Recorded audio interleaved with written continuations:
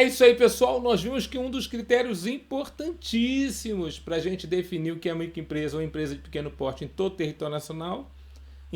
território nacional vai ser o quê? O critério econômico, ou o requisito econômico, que é a receita bruta anual. E essa receita bruta vai ser oferida como, professor? Aliás, quais são os elementos que fazem compor essa receita bruta? Na verdade, você vai ver que tem muitos elementos que compõem a receita bruta e, em regra, tudo aquilo que a microempresa vender como bem, mercadoria ou serviço vai compor a receita bruta. Mas não só isso, né? Tem algumas situações que já foram parar lá no Comitê Gestor do Simples Nacional e são situações que entram no conceito de receita bruta. E tem situações que foram parar lá no Comitê Gestor do Simples Nacional e são situações que saem do conceito de receita bruta. Para a gente deixar essa aula mais legal, então a gente vai falar também dessas situações que o Conselho Gestor do Simples Nacional já resolveu através da sua Resolução 140 de 2018 a respeito do assunto. Né? Eu acho que é 140/2018. Vamos ver lá se é lá isso, é 140/2018. Vamos ver? Então vai lá na telinha para a gente ver. Então, primeiramente vamos estudar então, a definição do que seria a nossa receita bruta. Considera-se receita bruta, artigo 3º, parágrafo 1º da Lei Complementar. Para fins do disposto no caput desse artigo, ou seja, para a gente definir microempresa, empresa de pequeno porte no território nacional, é a receita bruta, o produto da venda de bens, olha só, produto da venda de bens, produto da venda de serviços, e aí ele fala, tudo que você vendeu nas operações por conta própria, ou seja, quando você tem relação pessoal e direta com o faturador. Então você é o contribuinte, você é o prestador de serviço que presta o serviço, você é a empresa que a princípio vende a mercadoria, então você que deu origem aos faturadores, você é o contribuinte do imposto. Então essas são as operações próprias. Vendeu a mercadoria como contribuinte, prestou serviço como contribuinte, essa faz parte da receita bruta da microempresa. Né? Bem como os serviços prestados, resultado nas operações em conta alheia. Quando ele fala resultado nas operações em conta alheia, serviços prestados em conta alheia, está falando a respeito das situações onde você é obrigado a pagar o tributo, mas na forma de responsável tributário. Aquele que teria a conta principal seria o contribuinte, mas você como responsável tributário, a lei mandou, você é um sujeito passivo indireto, a lei mandou você pagar o tributo, né, mesmo não tendo relação pessoal direta com o fato gerador. Então, na verdade, são as situações onde a microempresa se torna responsável tributária. Também fazem parte da receita bruta. E aí ele já coloca duas situações interessantes que a gente tem que tirar da receita bruta. Eu coloquei lá em azulzinho, olha lá. Não está incluída no conceito de receita bruta. Vendas canceladas.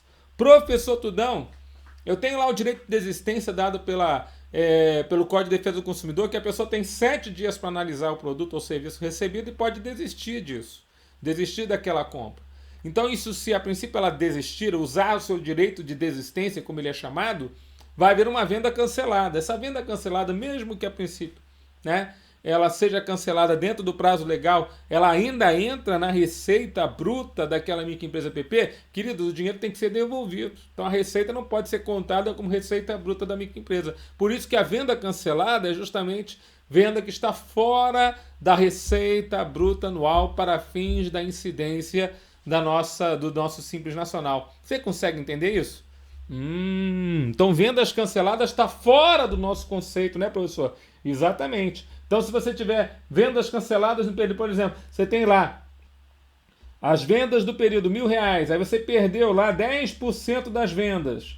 São as vendas canceladas. Então, você vai tirar da base de cálculo, olha lá, tirar da receita bruta aqueles R$100, porque são as vendas canceladas, né? Vendas canceladas.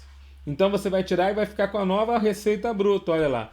R$900. Então, se isso foi dado na questão, toma cuidado, hein? Isso pode ser dado na questão. Ele fala assim, 10% das vendas foram canceladas. Quem vai ter que fazer esse abatimento? Você. Né? E ele fala que ainda tem outra situação que também gera uma hipótese de você tirar da receita bruta. Qual que é essa outra situação? Olha lá. Essa é mais comum, essa é mais famosa. Vou até zerar aqui, apagar as demais informações para não ficar muito poluído. Tá bom? Então, os descontos incondicionais concedidos. Descontos incondicionais são aqueles descontos que são dados no momento da venda. Então você vai pagar à vista? Ah, vou pagar à vista. Então, tem 10% para quem paga à vista. Isso é um desconto incondicional. Porque não depende de condição futura incerta após a venda do produto, após a prestação do serviço e a venda do serviço. Então é um desconto incondicional, ele é dado na nota. Ah, você comprou muito produto? Ah, por ser bom cliente, eu vou te dar o desconto. Ah, você comprou em grande quantidade? Quem compra em grande quantidade aqui tem desconto. Então esses descontos são chamados de descontos incondicionais. Eles saem. Vou falar de novo. Desconto condicional sai. Desconto condicional sai da receita bruta anual da microempresa e da empresa de pequeno porte. Tudo bom, meu querido? Então temos que lembrar disso. Descontos incondicionais estão fora dessa receita bruta. Mas o que está dentro, professor? Eita, já vimos muita coisa que está dentro, mas a gente vai ver mais um pouco. Olha só. De acordo então com a resolução do Conselho Gestor, do Comitê Gestor do Simples Nacional, lembra? O Comitê Gestor do Simples ele trata a respeito de matérias relacionadas à tributação. Compõe também a receita bruta os seguintes recebimentos: custo financeiro nas vendas a prazos, contido no valor dos bens ou serviços ou destacado documento fiscal. Que custo financeiro é esse, Tudão? É quando você fala assim, ó, se você comprar à vista é R$1.000, mas se você comprar a prazo, em 4 vezes eu faço por 1.400. Esses R$400 são despesa com juros, cobrados diretamente pelo vendedor. Isso para nós faz parte da receita bruta. Ou seja, na hora de tributar aquela operação ou prestação, eu vou tributar pelo valor que foi combinado. Foi 1.400? Então os 400 vão entrar na receita bruta. Tudo bem? Por quê? Porque isso é um custo financeiro, é despesa com juros. Ah, professor, então na verdade essa situação é muito interessante, porque essa despesa com juros é diretamente com o vendedor. O vendedor já combina com você. Você quer comprar como? Você quer comprar à vista ou a prazo? Entendi. Compõe então a receita bruta. Gorjeta, sabe a gorjeta do garçom, né?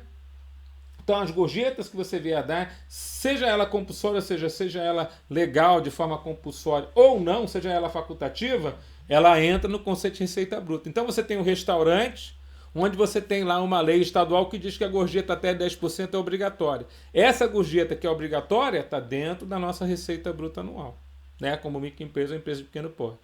Ah, ela é facultativa, não importa. Se for paga, está dentro da receita bruta anual. Tudo bem? Cuidado, né? Quer dizer, então isso aí também pode ser matéria de prova. Quer dizer, se você está lá, a princípio, fiscalizando um restaurante, isso aqui acaba se tornando muito importante, porque a gorjeta é aquele valor que é pago pela pessoa que recebeu o serviço, né, de fornecimento de alimentação e bebidas, e ao ser pago, né, ele vai depois ser distribuído de acordo com a lei no estado para as pessoas que forneceram alimentação e bebida. Então é para o garçom. É uma receita que vai, a princípio, compor aí um valor a ser pago para o garçom. Quer dizer, então na verdade a gorjeta entra na base de cálculo do ICMS ou do Simples Nacional do restaurante microempresa PP. Interessante, hein?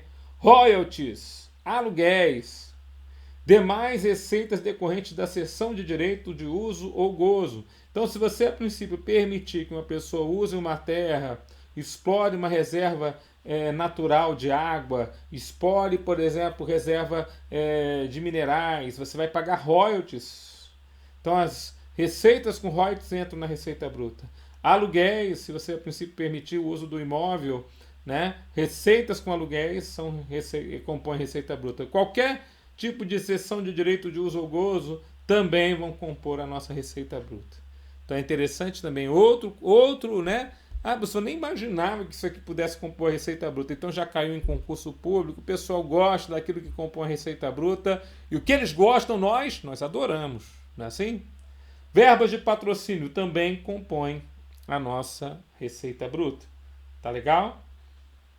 Agora, o que está fora? Ó? O que está fora do contexto da receita bruta? Ou seja, não está dentro, né, da receita bruta de uma microempresa EPP. Por exemplo, quando ela vende o seu bem do seu ativo imobilizado. Veja, ela não é uma compradora e vendedora de imóvel. Ela só está vendendo o bem que faz parte do seu ativo imobilizado.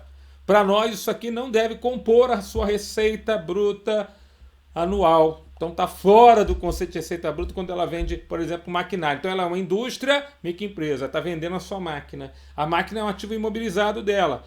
essa receita da venda da máquina para nós não compõe a sua receita bruta. Isso acaba sendo bastante interessante, né? Juros moratórios, multas e quaisquer outros encargos auferidos em decorrência do atraso no pagamento de operações ou prestações.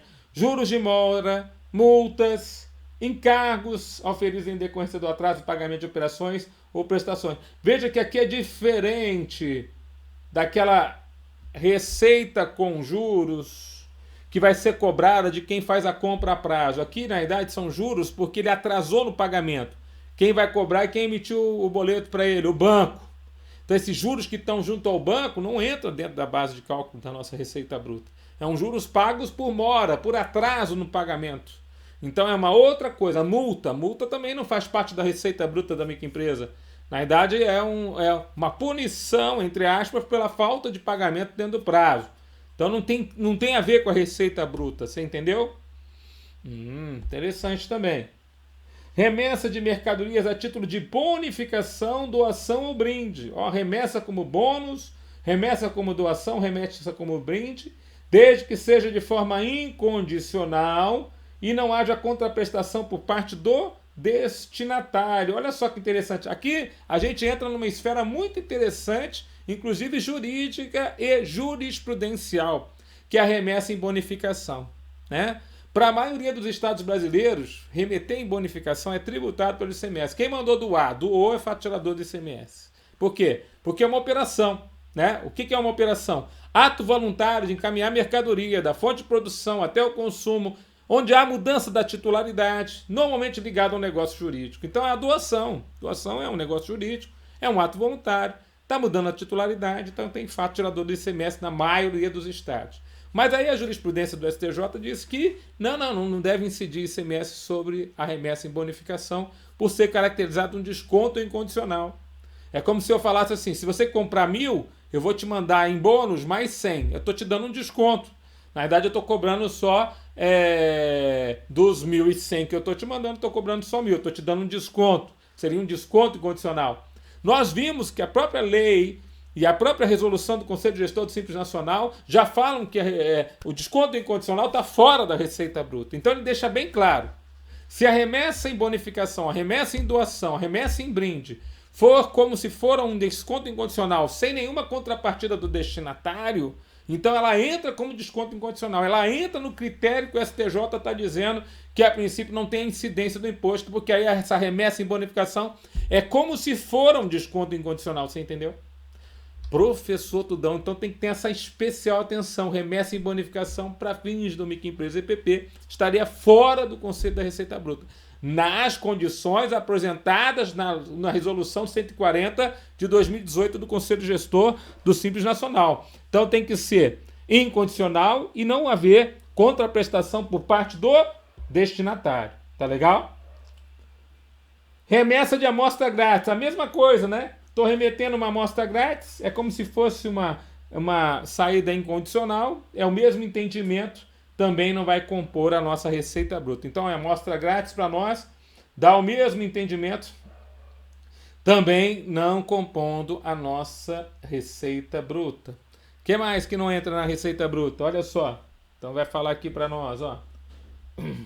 Também não entra na receita bruta remessa de amostra grátis, valores recebidos a título de multa ou indenização por rescisão de contrato. Então, multa e indenização está fora da receita bruta da microempresa, desde que não corresponda à parte executada do contrato. Então, qualquer multa ou indenização por rescisão contratual, desde que não corresponda à parte executada do contrato, vai ser considerada fora do conceito de receita bruta. Também outra situação especial e específica.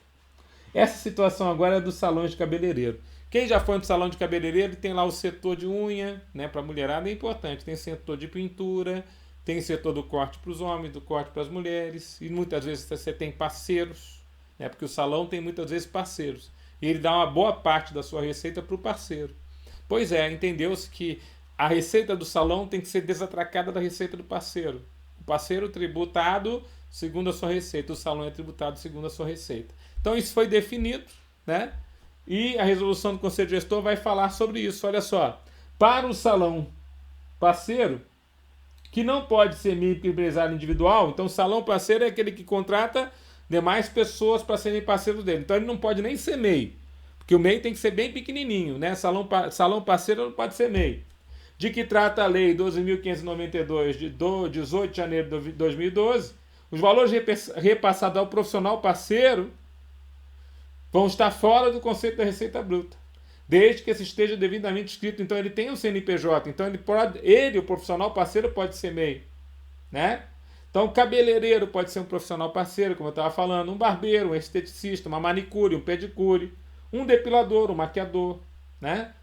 Contratos por meio de parceria não integram a receita bruta da empresa contratante para fins de tributação. Então, esses contratos de parceria, você entende que a receita bruta do salão parceiro é diferente da receita bruta do parceiro em si. Ele, parceiro que tem seu CNPJ, ele paga através do seu MEI, e o salão paga através da sua inscrição. Tudo bem? São receitas diferentes.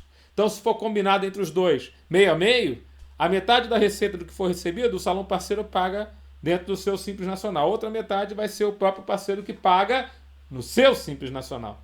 Tá legal? Entendi, professor, como é que funciona, né? Rendimentos ou ganhos líquidos auferidos em aplicações de renda fixa ou variável. Então, se houver algum tipo de aplicação que a microempresa ou EPP faz, né, a título de renda fixa ou variável, também vai estar fora da nossa receita bruta. Eu precisei fazer essa aula, achei que é bem interessante a gente fazer a aula em separado a respeito desse conceito de receita bruta, que eu queria entrar com um pouquinho mais de detalhe, sabe? Às vezes vem aquela novidade na praça e você fala assim, meu Deus, eu nunca ouvi alguém falar sobre isso, mas aqui a gente está falando aqui para você, tá bom? Com isso nós encerramos esse bloco, fiquem com Deus, bons estudos e até a próxima.